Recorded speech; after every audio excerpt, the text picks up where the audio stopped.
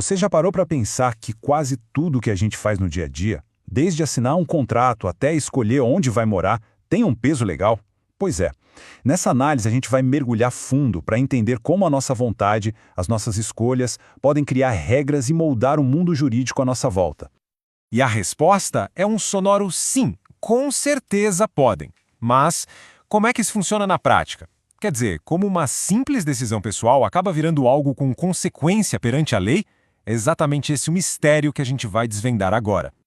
Bom, para a gente começar a entender esse poder todo, a gente precisa partir do básico, de um conceito fundamental que está por trás de todas essas ações. Vamos ver como o direito enxerga os nossos atos voluntários. Ok, aqui está o nosso ponto de partida, o ato jurídico. Pensa nele como um grande guarda-chuva. Basicamente, é qualquer ação que uma pessoa faz de propósito, sabendo que aquilo vai gerar um efeito que a lei reconhece. Simples assim. Tudo que a gente vai discutir hoje fica debaixo desse guarda-chuva. E é aqui que a coisa começa a ficar interessante. Embora tudo comece com a vontade de agir, o X da questão é o quanto de controle a gente realmente tem sobre o resultado. É essa variação no nível de liberdade que separa os diferentes tipos de atos jurídicos. No fim das contas, tudo se resume a uma palavra: autonomia. Vamos então direto ao coração da nossa análise de hoje, a autonomia. É esse fator que cria uma grande divisão no mundo dos atos jurídicos e que vai definir qual é o verdadeiro papel da nossa vontade em cada situação. Para ficar bem claro, vamos pensar numa analogia. O ato jurídico em sentido estrito é como pegar um trem. A sua única escolha é se você embarca ou não. Uma vez lá dentro, o caminho e o destino já estão definidos pela lei. Não tem o que fazer. Já o negócio jurídico é como dirigir numa estrada aberta. Você pode escolher o destino, a rota, a velocidade, claro, sempre respeitando os limites de trânsito, que seriam os limites da lei. A grande diferença é o nível de autonomia.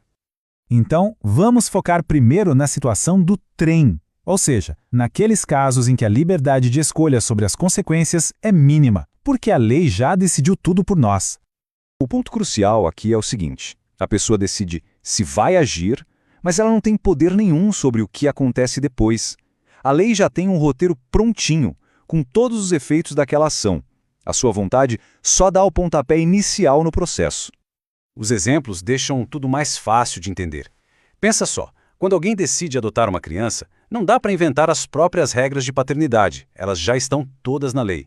A mesma coisa vale para quando se escolhe oficialmente um domicílio ou se notifica alguém sobre uma dívida. A ação é voluntária, mas as consequências são sempre as mesmas, já carimbadas pela lei. Agora sim, vamos para a estrada aberta. Aqui, a nossa vontade não só dá a partida, mas também desenha um mapa do que vai acontecer. É o momento em que a autonomia é a protagonista. O negócio jurídico é basicamente a ferramenta que o direito nos entrega para a gente criar as nossas próprias regras. É com ele que as pessoas conseguem organizar seus interesses, definir os termos e as consequências dos seus acordos. É, sem dúvida, a maior expressão da autonomia privada. E dentro dos negócios jurídicos, a gente tem duas categorias principais, que se baseiam em quantas vontades são necessárias para a coisa acontecer. O unilateral, como o nome já diz, precisa de uma única declaração para criar uma obrigação. Já o bilateral exige um acordo, um consenso entre duas ou mais partes. Quer um exemplo prático de negócio unilateral? Pensa num programa de milhas. Quando a companhia aérea lança a promoção prometendo as milhas, é uma declaração só dela. A empresa, sozinha, cria a obrigação de recompensar os clientes que seguirem as regras. Ninguém precisa assinar um papel aceitando a oferta para ela ser válida. A promessa já vale por si só. Do outro lado, a gente tem o contrato, que é a grande estrela dos negócios bilaterais. Essa citação resume tudo perfeitamente. O contrato é um acordo, um encontro de vontades, que cria, muda ou até termina direitos e obrigações. E, claro, tudo isso sempre dentro dos limites que a lei permite. É a ferramenta mais poderosa que as pessoas têm para moldar suas relações. Ufa, bastante coisa, né? Mas agora vamos juntar todas as peças para a gente visualizar como esses conceitos se encaixam. Vamos criar um mapa mental bem claro de tudo que a gente viu até aqui. Olha só como a hierarquia é simples, na verdade. No topo de tudo, a gente tem o ato jurídico, o conceito geral. Logo abaixo, vem aquela grande divisão baseada na autonomia.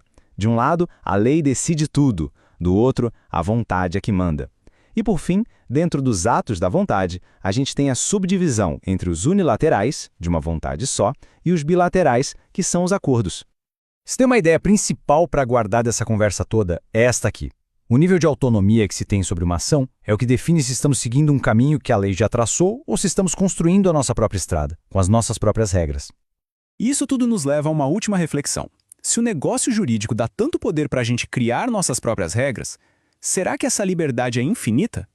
Como a própria fonte que a gente analisou sugere, existem limites que a lei impõe. Mas quais são eles? Bom, essa é uma ótima pergunta para uma próxima exploração. Valeu e até lá!